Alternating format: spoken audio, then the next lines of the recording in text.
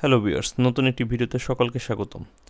ডিসবুসক্স থেকে ভালো আইপি খুঁজে বের করার উপায় নিয়ে আজকের ভিডিও। তো আপনার যদি অ্যাকাউন্ট না করা থাকে সেক্ষেত্রে আপনি সাইন আপে ক্লিক করবেন এবং এখানে আসবেন। এখানে একটি ইউজার নেম দিবেন, ইমেল অ্যাড্রেস, পাসওয়ার্ড দিবেন এবং সেম পাসওয়ার্ডটি দেওয়ার পর আই এম এ হিউম্যান এখানে ক্লিক করবেন এবং এখানে টিক মার্ক দিয়ে আপনি কন্টিনিউ ক্লিক করবেন। তাহলে আপনার একটি অ্যাকাউন্ট হয়ে যাবে ডিসবুসক্স থেকে। আর যদি অ্যাকাউন্ট থাকে সেক্ষেত্রে আপনি এখানে আসবেন ইউজার নেম এবং পাসওয়ার্ড দিয়ে এবং এখানে ক্যাপচার ভেরিফিকেশনটা করবেন। এখান থেকে আসার পর এখানে যে ছবি চাবে সেই ছবি অনুযায়ী আপনার সিলেক্ট করবেন, তারপর হচ্ছে ভেরিফাইতে ক্লিক করবেন। এখন কন্টিনিউতে ক্লিক করবেন। এখন মূলত হাউ টু ফাইন্ড বেস্ট ডিসবুসক্স সক্স5 প্রক্সিটা কীভাবে বের করতে হয় সেটি দেখব।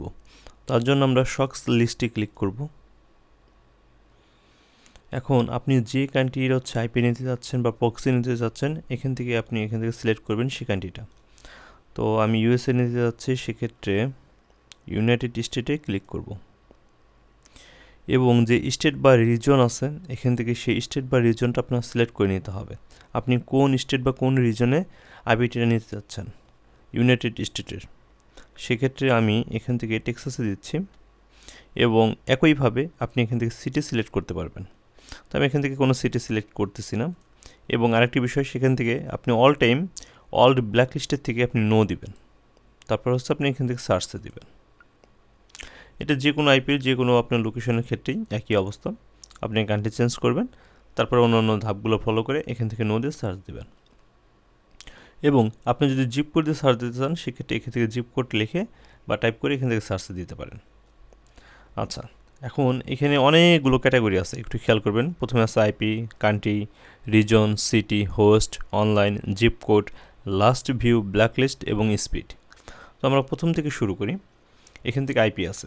আচ্ছা, আইপির ক্ষেত্রে কিছু কিছু আইপি আছে, ফার্স্টে এই নাম্বারগুলো একটু খেয়াল করবেন। এই আইপিগুলো অনেক ভালো, বিশেষ করে 98, 67, 70 বা 70 আর কি, 76, 51, 173, 163, 202 এই ধরনের আইপিগুলো একটু ভালো হয়। এবং কান্ট্রিতে আপনি যেটা চয়েস করবেন সেটাই থাকবে, রিজনও সে একই অবস্থা এবং সিটির ক্ষেত্রেও সেটি। এখন আসি হোস্টের ক্ষেত্রে। হোস্টের ক্ষেত্রেও কিছু কিছু স্পেসিফিক হোস্ট আছে যেগুলোর আইপিগুলো ভালো হয়, বিশেষ করে spectrum.com এর আইপিগুলো, কমকাস্ট, তারপরে হচ্ছে ভেরিজোনা, তারপর হচ্ছে টিএনটি, তারপরে হচ্ছে অ্যাড.নেটের এই ধরনের আইপিগুলো মোটামুটি ভালো হয়। এগুলো অনেকগুলো আইপি ইউজ করতে করতে আপনি এগুলো বুঝে যাবেন যে কোন আইপিটা বেটার। তো এগুলো আমরা ইউজ করতে করতে আপনাদেরকে এরকমভাবে বলতে পারতেছি। এখন হচ্ছে অনলাইন ক্যাটাগরির ক্ষেত্রে আপনি এখানে যদি আননোন বা নেবার থাকে তাহলে ওগুলো নেবেন না। আপনি হচ্ছে যেগুলো দেখবেন এখানে একটু কম আছে সেগুলো আপনি নেওয়ার চেষ্টা করবেন। তারপর হচ্ছে জিপ কোডের ক্ষেত্রে এখানে দেখবেন কিছু কিছু আছে আননোন থাকলে সেই আইপিটা কখনোই নেবেন না। আচ্ছা, লাস্ট ভিউতে যদি আপনি এরকম পয়েন্ট পান, এগুলো হচ্ছে আপনার হালকা কিছুক্ষণ আগে কেউ ইউজ করছে বা দেখছে এই টাইপের লাস্ট ভিউ। যদি এখানে আপনি নেভার পান সেটা নেবেন, এটা হচ্ছে একদম ফ্রেশ। যদি নেভার পান সেটার জন্য আপনার জন্য বেস্ট। আর ব্ল্যাক লিস্টে তো বলেই দিলাম, অলওয়েজ নো দিবেন বা নো দেখবেন, দেখে তারপর হচ্ছে সেই আইপিটি নেবেন। এবং স্পিডের ক্ষেত্রে একটা জিনিস এখানে ফলো করে, সেটা হচ্ছে আপনার যত এখানে কম, মানে 0 পয়েন্টের পরে যত কম থাকবে স্পিড তত বেশি পাবেন।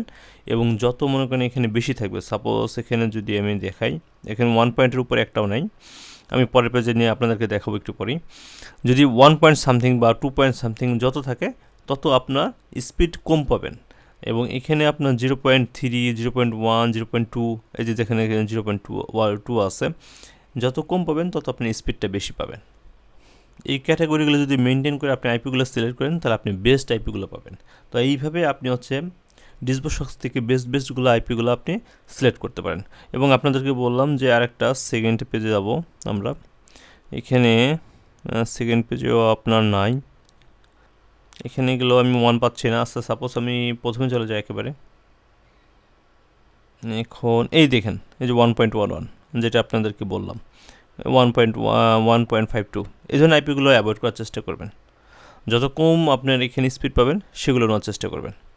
ভিডিওটি ভালো লাগলে একটি লাইক এবং একটি কমেন্ট করবেন। ধন্যবাদ।